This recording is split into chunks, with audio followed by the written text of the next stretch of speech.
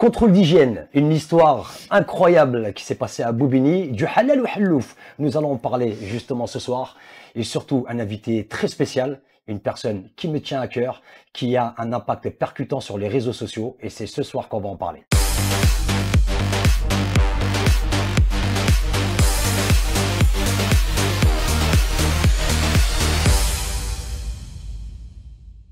Bonsoir à tous et bienvenue encore une fois pour une nouvelle édition sur le Midget Talk Show, toujours en présence de mes superbes chroniqueurs.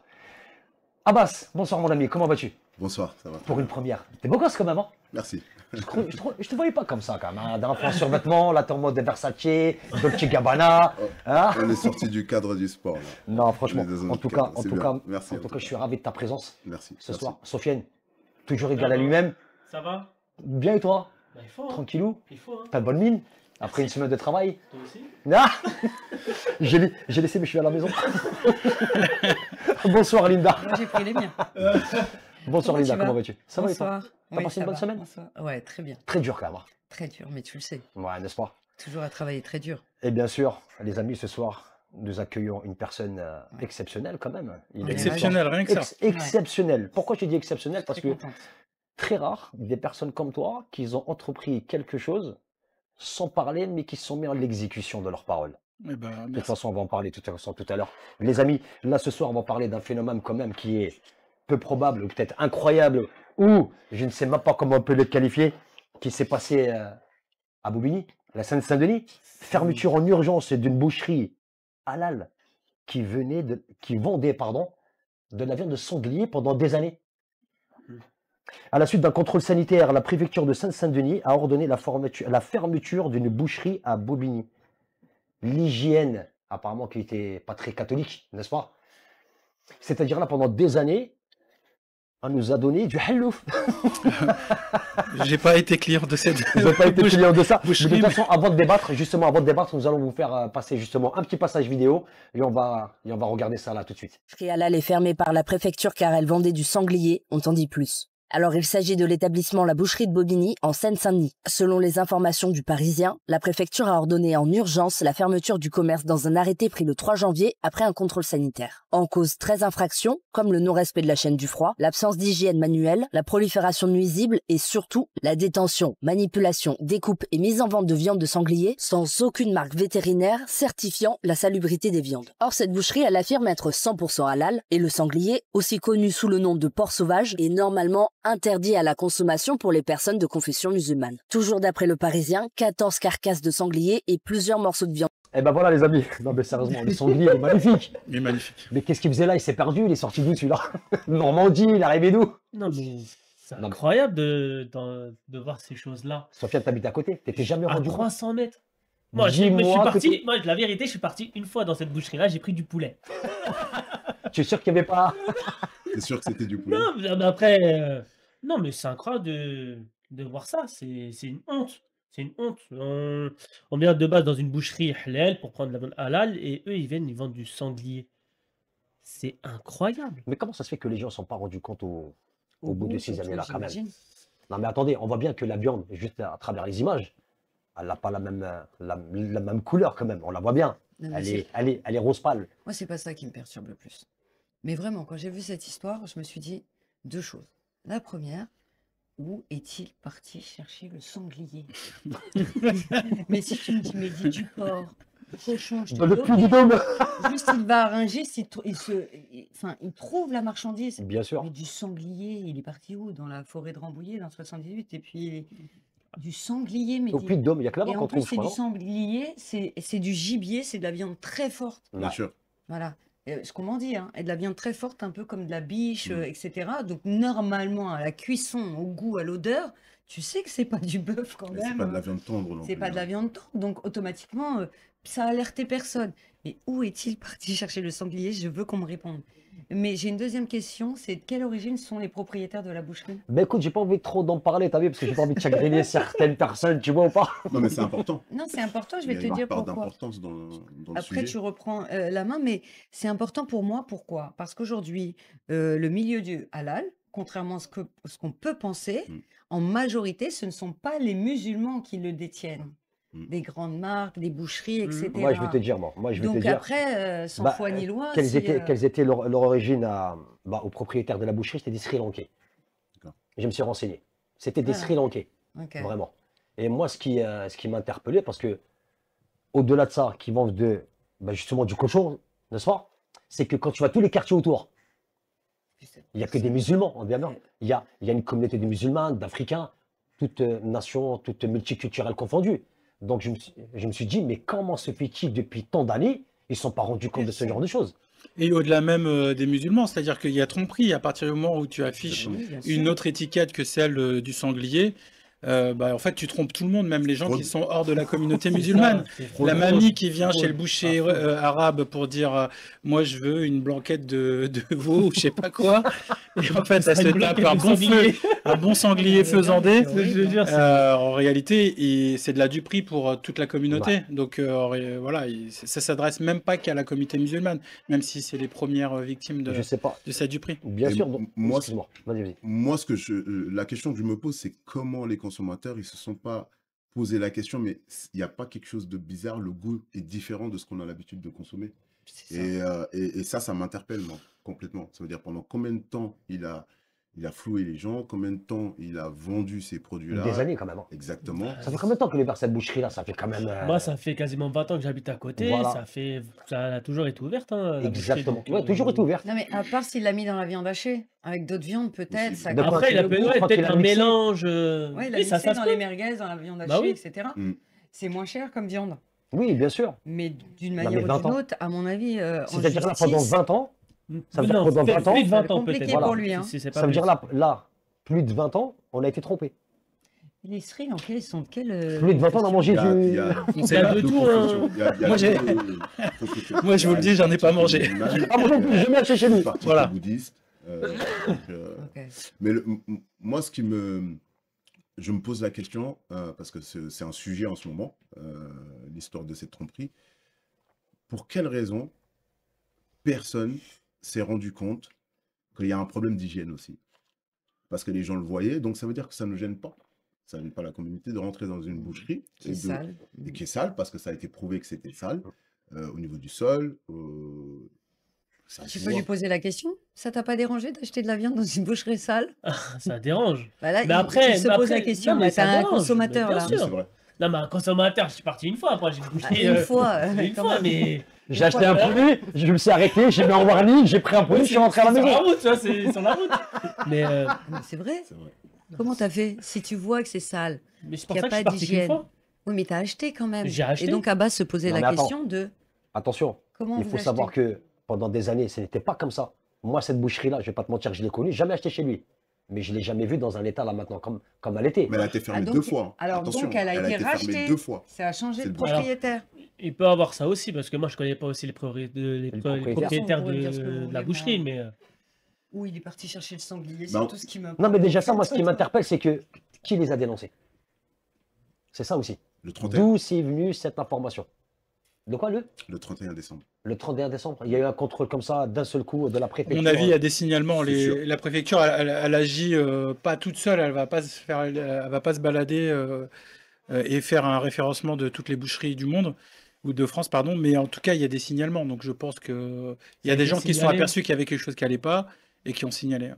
Ouais, et déjà là, ça veut dire là maintenant, quand je vais aller dans n'importe quelle boucherie, le mec qui est marqué Halal, j'ai dit écoute, sors-moi. Bah, Laisse tomber, je vais m'acheter un mouton moi-même, je vais l'égorger moi-même En je vais fait, dans le quartier, j'achèterai plus nulle part. en C'est fait, ça qui me fait ça, peur en fait quand ça m'a le Malheureux, doute. mais ça pose met une- le doute à tout le monde. ça après. pose une vraie question, c'est comment est réglementé et comment sont régies les certifications des instituts qui se proclament halal en France. Parce qu'aujourd'hui, c'est quoi le process pour obtenir une certification?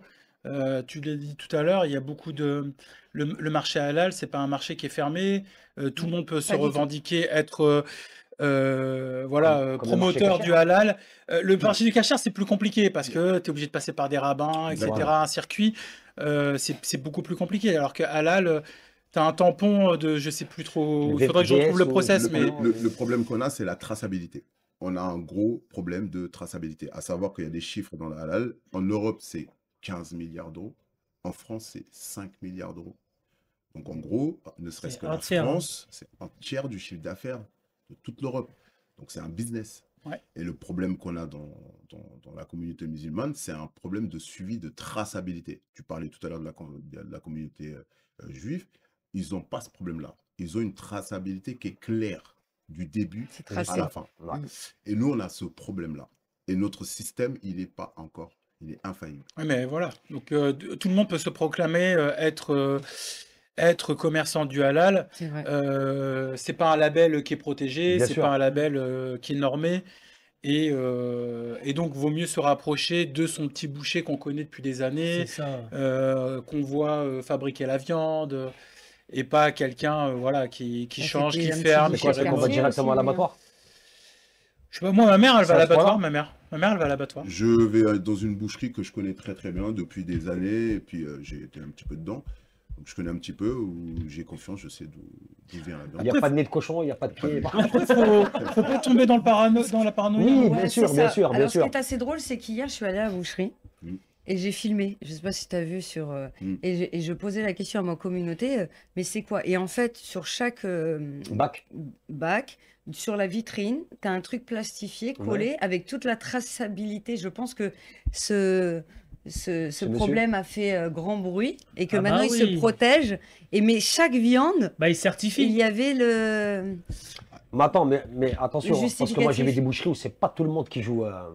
Comment ça s'appelle? Moi, quand je vais dans certaines boucheries, je vois de la viande qui mettent au-dessus, elle n'est pas très.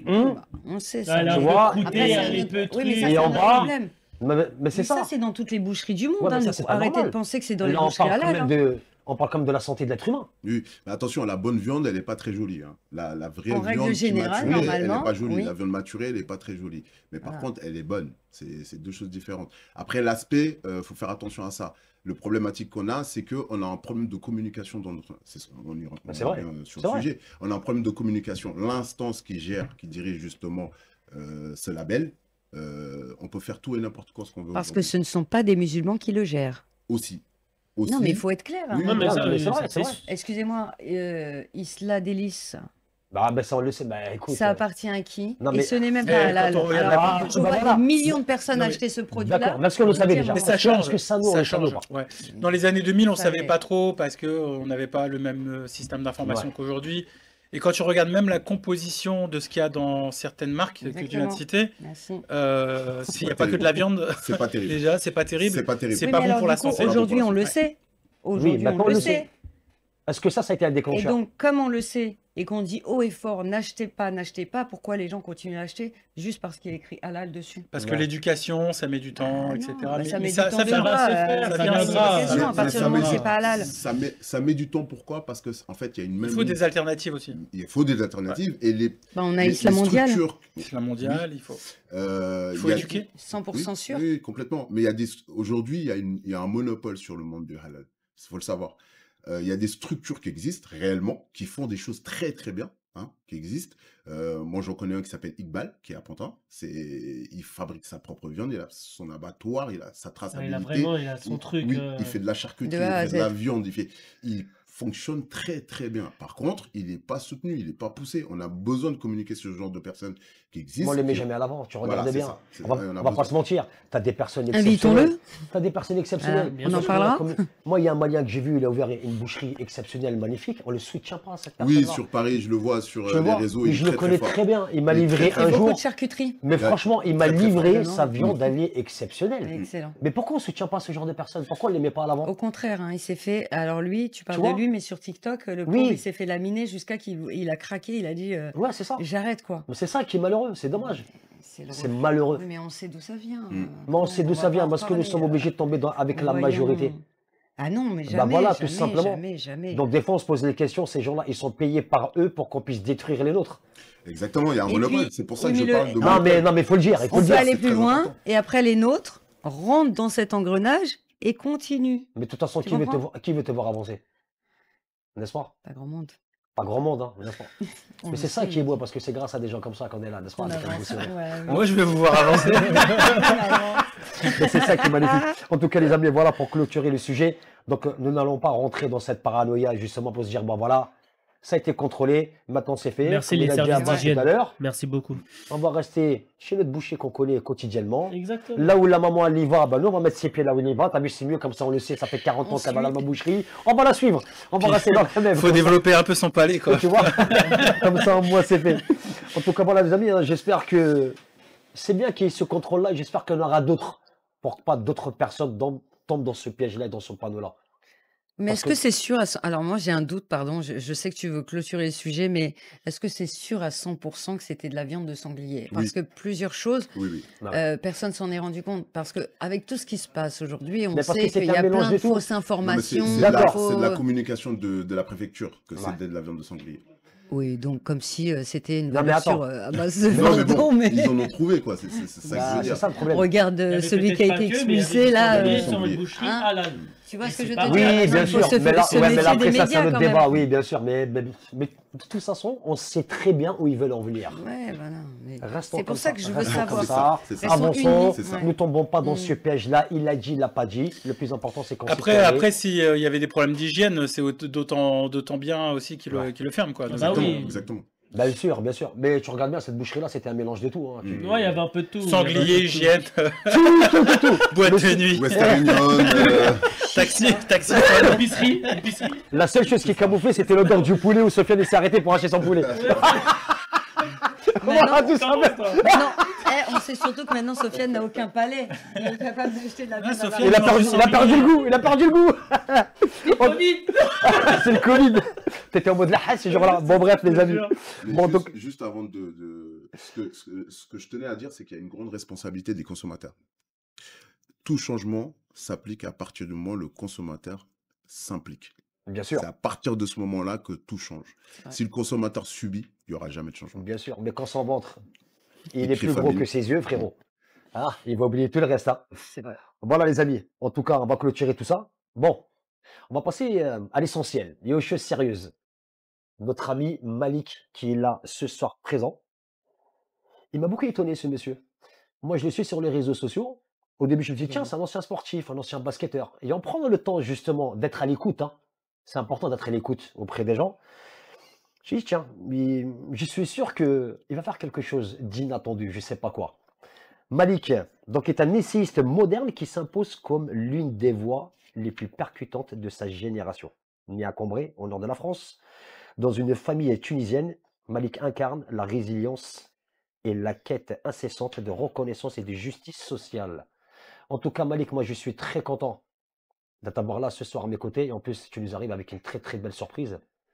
Tu as écrit ton propre livre magnifique. J'ai écrit mon premier livre, effectivement. Merci beaucoup pour l'invitation. Merci de me recevoir. Regardez, les amis. L'arabe français, le vertige du rejet. Je vous le conseille Magnifique. fortement. Malik, il va nous le présenter là ce soir. Déjà, merci de m'inviter.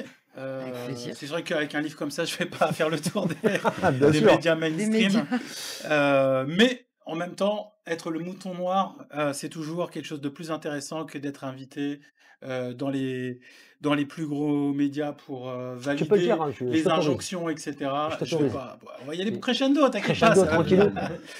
Mais en tout cas, être avec vous aujourd'hui, c'est voilà, c'est vraiment c'est hyper sympa. Et alors, ce livre, qu'est-ce que c'est? C'est un livre que j'ai décidé d'écrire à la suite d'un peu un roll-ball général que j'ai ressenti auprès de la communauté arabo-musulmane présente sur les réseaux, mais aussi dans la société. Ça a commencé avec les européennes de 2024, du printemps 2024, et puis les législatives, où effectivement l'extrême droite a commencé à sortir ses slogans historiques, a commencé à nous désigner comme des boucs émissaires. Et pour moi, il était essentiel de faire plus que de la création de contenu, parce que je suis plus connu comme étant créateur de contenu. Bien sûr, bien sûr. Bah, c'est là que j'ai C'était découvert. Hein. c'était sur le pseudo Mr Freeze au départ, C'est ça. et j'ai mis mon nom aujourd'hui. C'est pas un livre politique, c'est plutôt un livre d'introspection dans lequel j'essaye d'expliquer comment évolue un Français qui est né en France, mais qui a des origines, quelles qu'elles soient, hein, du Maghreb ou même ailleurs, mais principalement effectivement de la communauté maghrébine. Alors, Ouais. ça traite de plusieurs aspects. ça part, c'est un livre qui est assez chronologique, hein. Ça part effectivement de la notion d'intégration. Donc l'injonction qu'on nous imposait petit, vous vous souvenez, à nous deux, nous sommes de nous intégrer.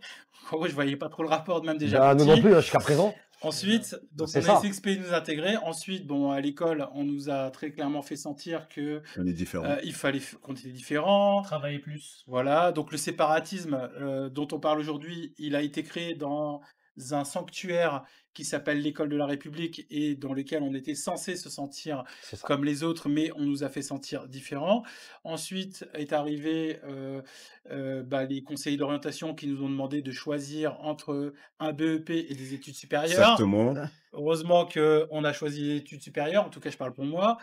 Et puis ensuite, il y avait l'entrée dans la vie active et l'entrée même dans sa vie de jeune adulte, où on nous interdisait l'entrée dans des boîtes de nuit, l'accès aux lieux de divertissement, etc. Et tout de suite encore, c'est du séparatisme sociétal, puisqu'on nous dit qu'on n'a pas le droit de prendre part dans cette société. Et puis ensuite, j'aborde aussi la notion des stéréotypes, qui est grandement entretenue par notre communauté. Et puis, le point culminant du livre, je vous laisserai le découvrir, mais je décris comment aujourd'hui et comment dans les années 2000, le racisme s'est transformé en islamophobie. Et donc, il y a un jour particulier précis où le racisme s'est transformé en islamophobie. C'est le jour où des étudiantes, des lycéennes à Créteil, ont tenté sont rentrées avec un voile à l'école. Et ça a donné Et ça a commencé de là. ça a commencé là, et c'est à partir de là où effectivement le Rassemblement national qui peinait à obtenir une Des voix. progression dans sa part électorale, dans la part électorale, le réservoir français, a commencé Ouais, à c'était se sur retrancher l'occasion. derrière des C'est ça. principes républicains et de laïcité pour changer son cheval de bataille et défendre un principe qui est la laïcité déguisée enfin un racisme déguisé en défenseur de laïcité, pour effectivement exprimer son racisme à voix haute et à visage découvert. Et voilà. Et donc il y a plein aussi Mais bien sûr, d'autres chapitres. avant de te laisser continuer, je vais juste te montrer une petite séquence vidéo de toi que j'ai pris. Je trouvais ça très très marrant qu'on va visionner là tout de suite. On va le regarder. Allez, on va regarder un petit peu. Avec quelqu'un que j'aime beaucoup en plus. Hein. Supportable d'aller sur les réseaux sociaux. Moi, j'y vais pas du tout. Donc, vous pouvez continuer à m'insulter, je m'en fous total. Les réseaux sociaux, j'y vais jamais. Donc, continuez à m'insulter, je suis en hashtag. Mais on va continuer. On va continuer. On t'a pas demandé ton avis, on t'a même pas invité. Il a trop le seum. On dirait un petit garçon qu'on n'a pas invité à une fête d'anniversaire, mais il va quand même critiquer la fête. Vous savez, ces mecs, ils ont dominé les médias, ils ont dominé la télé pendant des dizaines d'années. Nous, on n'avait pas accès à ce média-là. Et aujourd'hui, maintenant qu'on maîtrise tous les codes des réseaux sociaux, en tant que nano-influenceur, micro-influenceur, méga-influenceur, on a des audiences qui dépassent largement celles de la télé. Et on peut s'exprimer librement, ils n'ont aucun contrôle sur nous. Et ça leur fout la rage. Lui, avec son émission, avec des animateurs has-been, les chroniqueurs has-been des années 90, il fait trop pitié. Voilà. Il séduit que les beaufs de province qui ont que la télé. Bon, je suis un peu fort sur T'as la... choisi la vidéo, hein. Excuse-moi, je me suis Attends. permis de prendre cette vidéo-là parce que franchement, elle est très percutante et très intéressante. Tu dis tout haut ce que les autres ont peur de baisser leurs pantalons. Excuse-moi de te dire ça, mais c'est véridique. Mais pourquoi pourquoi Qu'est-ce qu'on risque de perdre de dire des vérités? Je veux dire, Ah, strictement rien. surtout nous, en fait, je veux dire, on connaît le rejet depuis qu'on est Bien petit. sûr. Donc en fait, on peut pas, je veux dire, même si on nous fait tomber, on connaît la mécanique pour remonter. De toute façon, on ne pourra pas- pas tomber plus bas.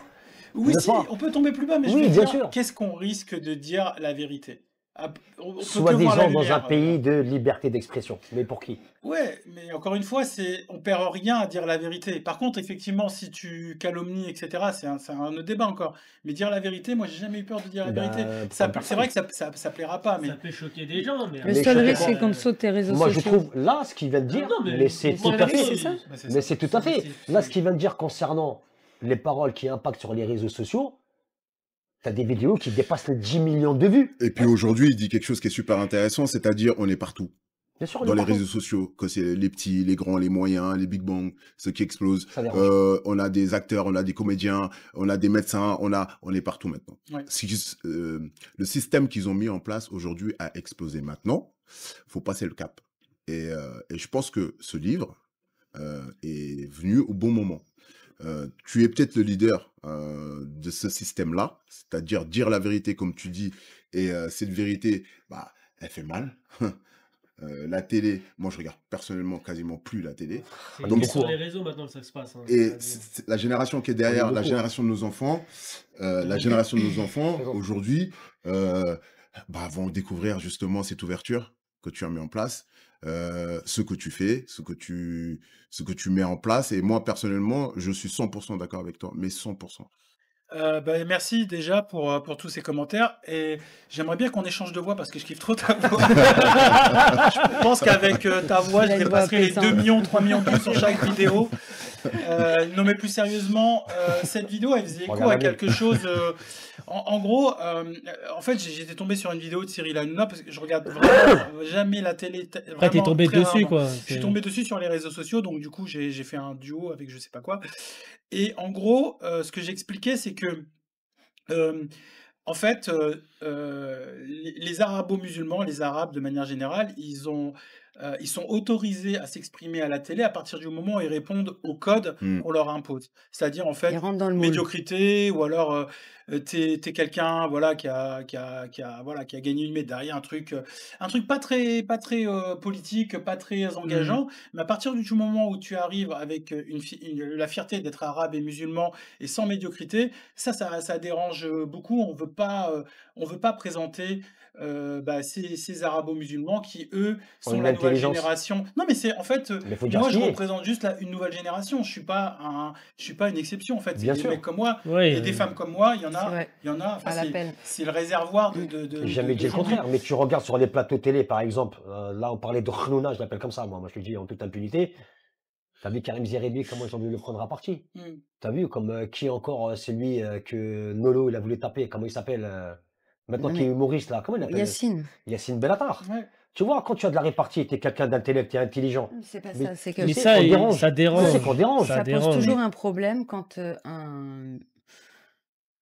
un maghrébin, un noir, un musulman brille un petit peu plus. C'est juste mettre en lumière leurs lacunes. Mais bien Et sûr. ça leur pose un véritable problème. Moi, Parce il y a que, bien. comme il disait tout à l'heure, précédemment, aujourd'hui, notre communauté, il n'y a rien d'exceptionnel de Hmm. briller, que ce soit dans une carrière, que ce Hmm. soit dans le sport, que ce soit dans la littérature ou peu importe. On a des pépites de partout. Mais le mot d'ordre, ne les mettez surtout pas en avant. Tu as juste à regarder. Tu prends l'exemple d'Hanouna. Ok, allons-y. Excuse-moi, combien de Maghrébins, combien de Noirs et combien de musulmans ont fait plus d'une ou deux émissions? Et à chaque fois, il avait toujours la même excuse. Non, mais en fait, ça le faisait pas. Non, mais en fait, il y avait un problème. Donc, je te rejoins. Moi, personnellement, je te connaissais uniquement sur les réseaux sociaux. Je suis tes stories et je commente beaucoup aussi parce que je le trouve très impliqué C'est sur vrai, plein de choses et il dit haut et énormément. fort ce que les autres pensent tout bas. Un petit peu comme ça, un peu comme moi d'ailleurs. Mais belle carrière sur les réseaux sociaux et tu as raison. Si on était capable de s'unir Nos tous nos compétences, nos millions de vues compétences, nos qu'on compétences. peut avoir, on dépasse largement les médias aujourd'hui Mais sur carrément la que oui. TNT Bah ou oui. sur chaîne Mais on se fait nationale. pas Faut confiance. pas Excuse-moi, négliger Maléco, on se les fait réseaux pas sociaux. confiance mutuellement. Hmm. C'est ça. Faut Mais pas ça, C'est c'est pas ça, négliger. Mehdi. Non, C'est Mehdi, c'est c'est une pas de la puissance. confiance. Je pense, tu sais ce que c'est? C'est que quand il y en a un qui brille, il veut continuer à briller seul. Exactement, c'est un Au peu lieu de ça. se dire, bah, ok, j'ai cette opportunité de briller, et on le voit, Mais moi, mais faut dans que le je le monde partage. d'influenceurs, je le connais très très bien, on le voit, si elle brille, elle va pas te partager. Hmm. Parce que dans sa tête, tu vas lui Heureusement que tout prendre le monde n'est pas comme sa ça. Heureusement. communauté Hmm. et tu vas devoir partager le gâteau, un Ouais. petit peu. C'est ça. Tu vois, Moi, c'est j'aime bien partager cette financier. lumière-là. C'est une peur, On a c'est une Moi crainte. commencé aussi. par une lumière comme ça, C'est Malik il vrai. arrive, on a mis une On a deuxième. mis une deuxième. Non, mais C'est tu vrai. comprends ce que je veux dire. Non, mais c'est Non, vrai, mais c'est c'est vrai, ça. c'est vrai ce Bah, que tu dis. c'est ça que je leur ai dit, moi, c'est la réussite collective. Nous, on a ce manque de partage, malheureusement encore, qui est ancré Bah, en nous, alors que d'autres communautés, eux, dès qu'il y en a un qui réussit,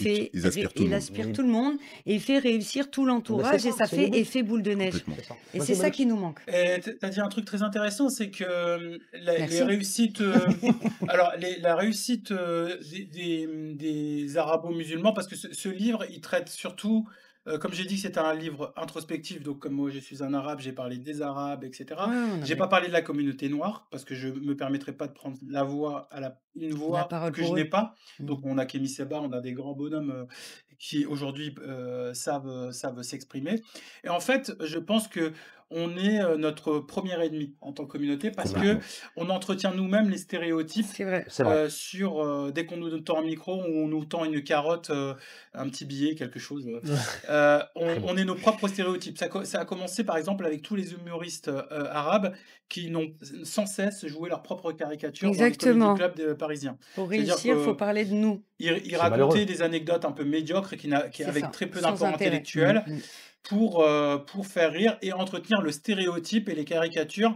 Je rappelle que quand même les Français, quand je parle des Français, c'est nous, Ouais, globalement, c'est pas les Blancs, c'est les Français aiment les caricatures. C'est Donc vrai. à partir du moment où vous sortez du code de la caricature, là ils sont un peu bouleversés, ils sont déséquilibrés et Ça dérange.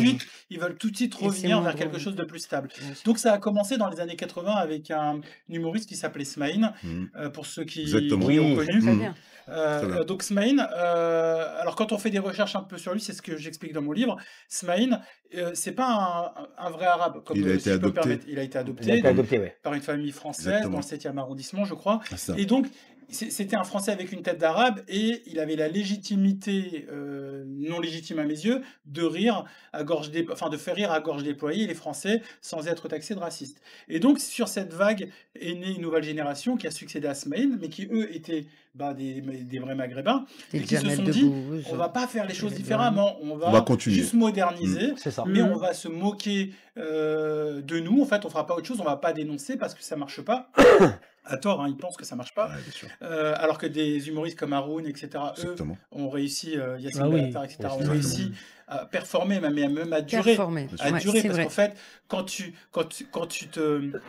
crées ton propre stéréotype, tu te tires une balle dans le pied. Au bout d'un C'est moment, sûr. C'est ça. tu es perçu que comme une caricature. Donc, il y C'est a un les puissant humoristes, fond au bout il y a d'un le moment. cinéma, il y a la télé qui nous perçoivent toujours comme des voleurs, des islamistes, des terroristes, tout ce que tu On veux. le voit tous les Et jours. donc, Ouais, c'est ça. on fait partie d'un scénario dont le spectateur ressent un malaise et cherche constamment à s'en débarrasser. On est un personnage dont le spectateur a envie de se débarrasser, vous comprenez? Et donc, quand tu exposes ça à la télé 24 heures sur 24, et quand on nous perçoit dans la Ça rentre société, dans la conscience collective de tout le on monde. nous perçoit dans Ça la enregistre. société, on nous perçoit pas dans les entreprises comme des managers, on peut pas nous percevoir comme des entrepreneurs, on nous perçoit pas comme des gens de confiance. On est ce que la société Veulent qu'on soit. cinématographique et Veulent nous, c'est ça. télévisuelle nous a construit en fait en tant que personne. Et en fait, ce qui se passe dans la société, c'est juste le reflet de ce que on nous montre à la C'est télé et au ça. cinéma. C'est exactement ça. Mon Mais ami, c'est le but des émissions telles que BF Merde et CNews qui bien sûr, tabassent 24 heures sur C'est 24 construit.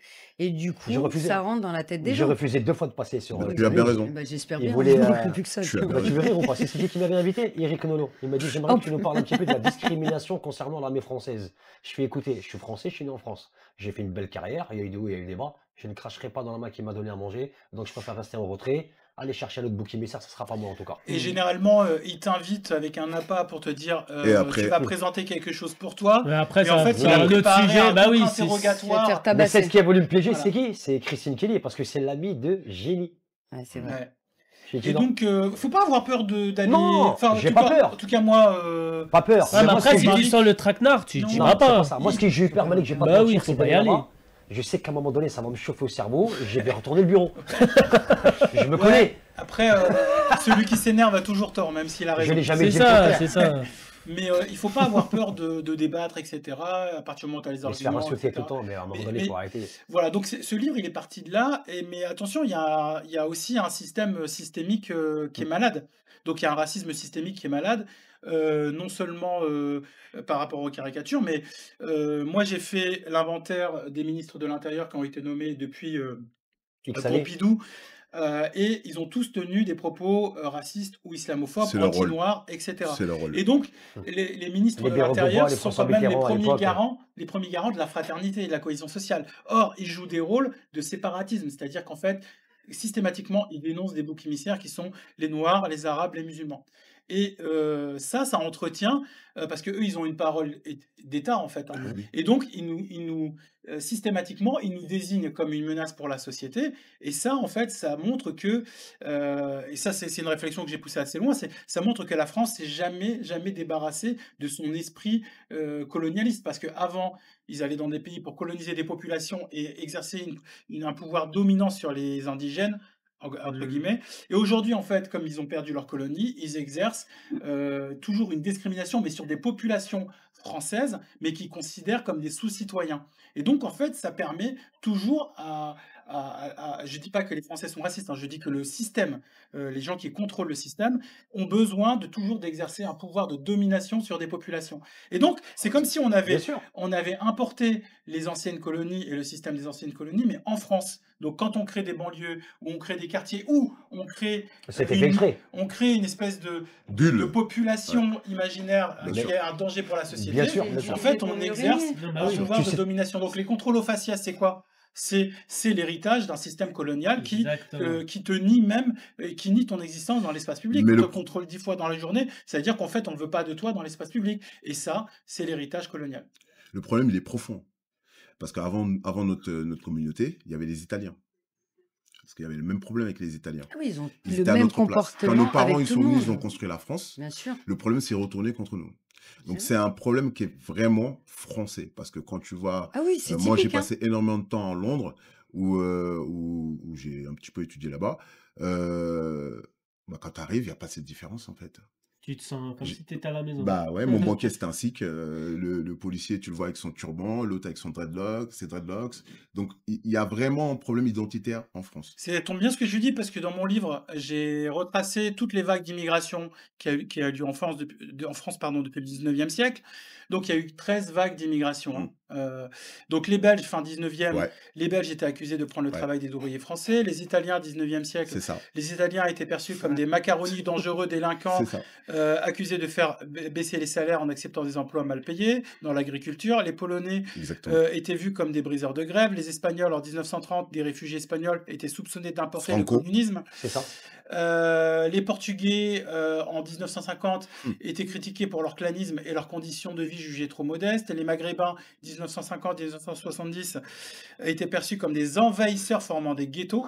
Donc les bidonvilles de Nanterre, etc., c'est pas les Maghrébins qui ont voulu vivre dans des bidonvilles. Jamais de la vie. Les subsahariens qui sont arrivés juste une dizaine d'années après les Maghrébins étaient stigmatisés pour leur prétendue fainéantise, ça va très loin, et leur dépendance aux aides sociales.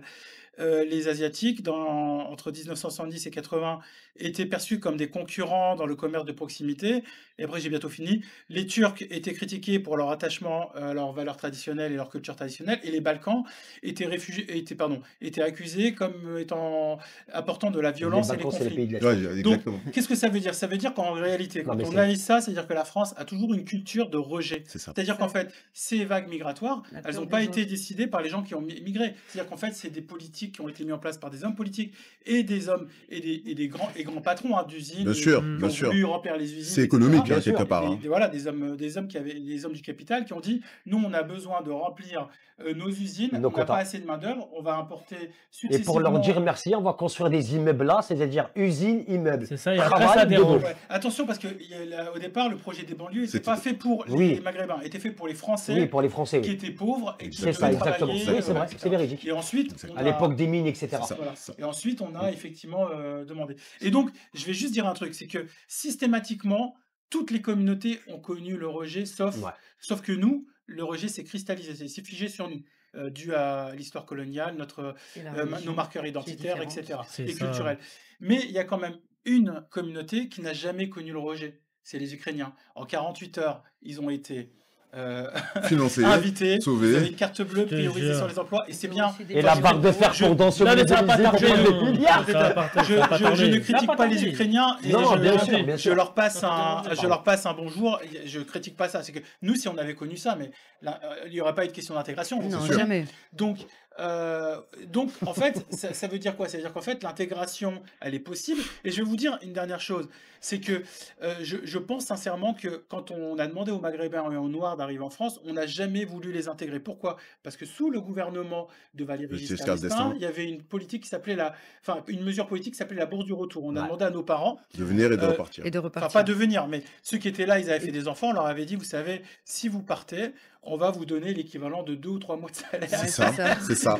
Et vous allez partir. Ouais, mais il a fait beaucoup de mal, ce mec-là. Il a fait de mal. Alors, je crois qu'il y a 10 000 personnes qui sont parties, mais sont revenues. Voilà, ouais. exactement. Et donc, ça montre l'hypocrisie des politiques de l'époque, c'est qu'ils n'ont jamais voulu nous intégrer, puisqu'ils avaient déjà prévu, en fait, de nous exclure. Mais bien sûr que oui. En tout cas, les amis, dis-moi, mon ami, où on peut trouver ton superbe bouquin? Alors, c'est un livre qui est en auto-édition, donc sur Amazon, et on peut le trouver. Je fais ma promo, hein, j'en profite. Ah oui, obligé, t'es là pour ça.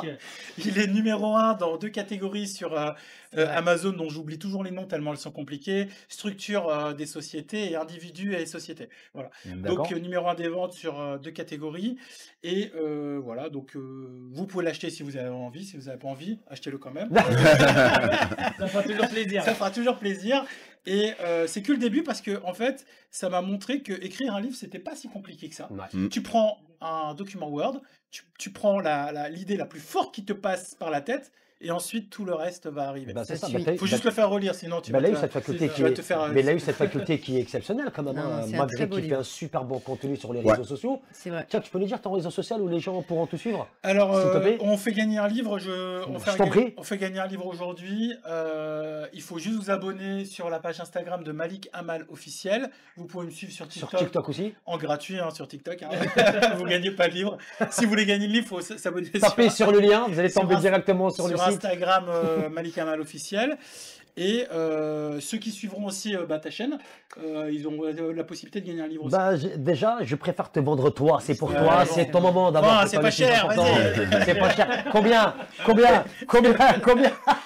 Non, mais voilà. Donc, juste pour ce livre, c'est un peu, c'est un médicament pour le cœur parce que on n'a jamais réussi à poser des mots.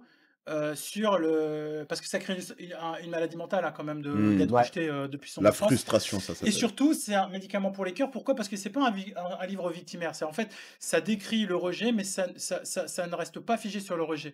Si vous arrivez à la fin du livre, vous avez des solutions pour sortir justement de cette paralysie. Hein, qui est la victimisation. La victimisation, ça crée rien. Ça génère juste de la pitié chez les gens. Et la pitié, je sais plus. C'est là. Et la pitié, voilà, on est bon là, on est cadré. Descends un petit peu pour qu'on voit ta belle bouille quand même, un minimum quand même.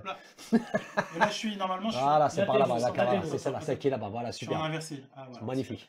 Ça, c'est toi quand tu étais jeune, non? T'avais quel âge? 20 ans? Non, c'est pas moi, c'est... Je reviens te chercher. J'ai tout fait, hein. C'est moi qui ai fait Photoshop, j'ai fait... Bravo. C'est magnifique, bravo, franchement. bravo. Les amis. Très intéressant. Il est pas cher, mes amis, il est pas cher. Et comme je disais, c'est un livre qui apporte plutôt des solutions, plutôt que de rester dans une position de victimisation. Bien sûr. Parce qu'encore une fois, la victimisation, elle n'apporte pas de force, en fait. Hein. D'accord, ça génère que de la pitié. Bien sûr. Donc c'est, comme tu as dit tout à l'heure, des mots sur des mots.